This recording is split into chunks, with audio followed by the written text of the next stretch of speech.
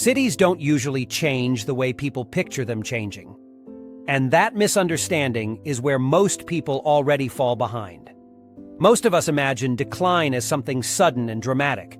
A day when the streets go quiet, stores stay shuttered, and the hum of life finally gives way to stillness. A clear, sharp break between before and after, a point where something has obviously gone wrong. But cities almost never lose their footing in that dramatic way. If you're waiting for obvious signs, you're already looking too late. What vanishes first is far quieter, far more subtle. And almost no one notices it while it's happening, or for a long time after. Neighborhoods still wake up every morning the same way. Cars ease out of driveways in the soft gray light, engines murmuring low and steady.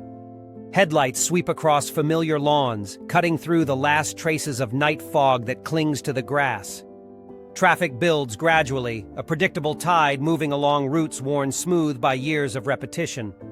Intersections pulse red and green in steady cycles. Brief pauses before the flow resumes without disruption. Shops lift their shutters, lights turning on one by one, warm against the cool morning air, faint scent of fresh coffee drifting out. Customers step inside at an unhurried pace, footsteps echoing softly on tile floors that have seen generations of feet. People linger at shelves, fingers brushing over packages, eyes scanning labels with quiet focus. Checkout lines form naturally, quiet exchanges drifting across counters, voices low and familiar. Small talk fills the space. Comments about the weather turning colder, the weekend game, the new cafe down the block.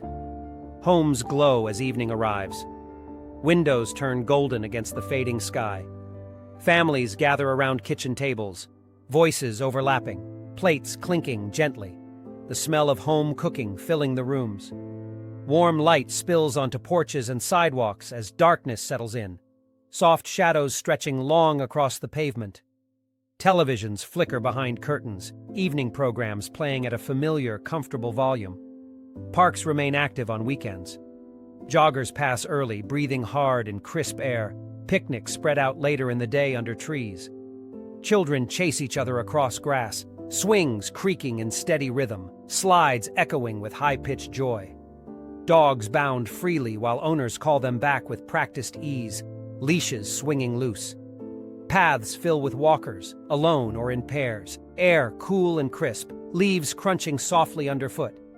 Benches hold readers lost in pages, couples sharing quiet words, or families catching their breath after play. From the outside, everything feels intact. Routines interlock smoothly. Days blend into one another without interruption. Nothing appears different from last year, or the year before that. The same steady cadence continues, reinforcing the sense that things are still holding. At first glance, nothing seems wrong. That's the trap. People expect the first sign of trouble to be visible and concrete. An empty building on a main street, windows dark and boarded. A closed storefront that once felt permanent, sign still hanging but door locked for good. A neighborhood that suddenly sounds quieter than it should, fewer voices on the sidewalk. A parking lot with more empty spaces than cars, weeds beginning to push through cracks. A school bus route that suddenly runs less frequently, fewer children waiting at stops. Those are the signals we're conditioned to notice. They're how problems are supposed to announce themselves. Clear, immediate, impossible to miss. But that's not how long-term change actually begins. The first thing cities lose is not people. It's momentum. Momentum is not growth. Momentum is renewal. It's the steady arrival of new households, new families enrolling children in local schools, new workers anchoring themselves locally, opening bank accounts, signing leases, new long-term plans being formed and committed to, mortgages, businesses, community involvement. When momentum fades, life continues, but replacement slows. Renewal becomes thinner. Transitions stretch out. What leaves is no longer matched at the same pace by what arrives. This shift is almost invisible because it happens inside averages. Population numbers still look stable on paper. Employment still looks healthy in broad statistics. Tax revenue still appears sufficient in quarterly reports. But underneath those aggregates, the structure changes. Fewer young households arrive to offset aging ones. Fewer children replace graduating classes year after year. Fewer first-time buyers replace long-term owners at the same rate. Fewer new workers plant roots that tie them to the local economy for decades. The system still functions, but with less elasticity. And that loss of elasticity matters more than most people realize because it quietly removes options long before urgency appears. Cities are built on replacement cycles. They assume turnover. They assume renewal. They assume that every departure is eventually balanced by an arrival. Schools plan based on projected enrollment, not just current attendance. Infrastructure assumes a certain number of new users each year. Local businesses rely on first-time customers, not just regulars. Municipal budgets are built on expectations of continuity, not contraction. When momentum slows, those assumptions weaken quietly. Not enough to cause immediate failure, but enough to cause hesitation. Projects get delayed. Expansions become smaller. Hiring slows without announcements. Long-term investments are postponed rather than canceled. No one calls this decline. They call it caution. And caution spreads faster than collapse. Once institutions begin acting defensively, the system tightens. Risk tolerance drops. Planning horizons shorten. Decisions that once felt safe now feel uncertain. This is how cities begin operating in maintenance mode. They stop asking what they could become. They focus on holding what they already have. Individual decisions accumulate in private. Remote work expands options gradually. Costs rise without triggering immediate crisis.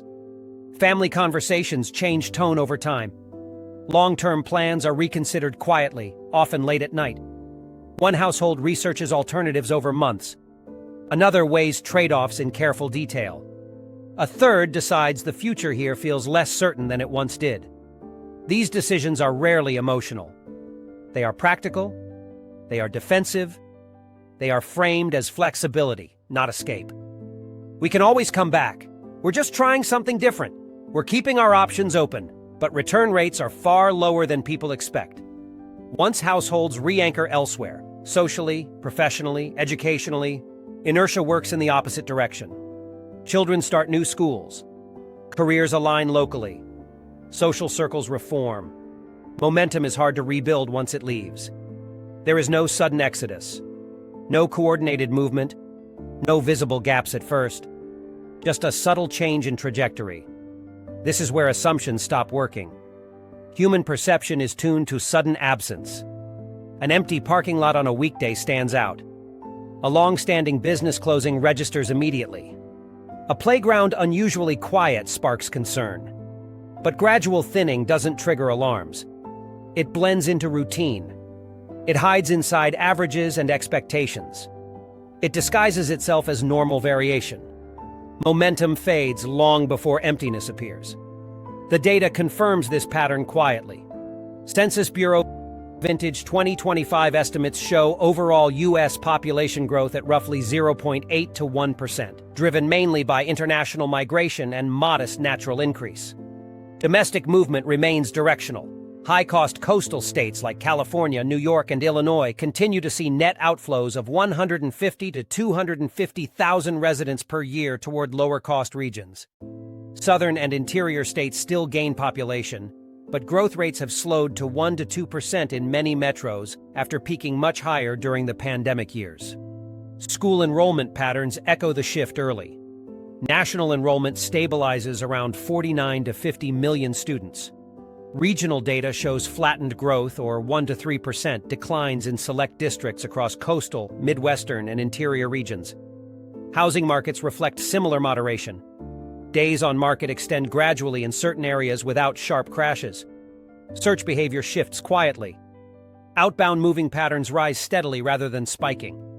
Across regions, the story is consistent. Coastal metros remain active. Downtowns stay busy. Hybrid work, tourism, and cultural events keep streets full. Legacy cities in the Midwest and Northeast continue functioning normally. Parks are maintained. Shops stay open. Community traditions persist even as demographics age. Sunbelt gainers still grow, but more slowly. Construction continues. Schools remain open. Yet long-term residents quietly reassess costs, insurance, and sustainability. No region shows empty streets as the starting point of decline. Change begins beneath the surface, layer by layer. Over years, not months.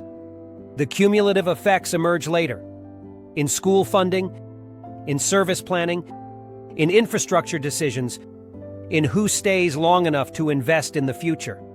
By the time the shift becomes visible, momentum has already moved elsewhere. This is why cities don't lose people first. They lose momentum. Earlier in this series, we looked at why population decline never starts with empty streets. Tomorrow, we examine why schools react long before headlines do, and why classrooms reveal change earlier than anything else. This is Urban Bird.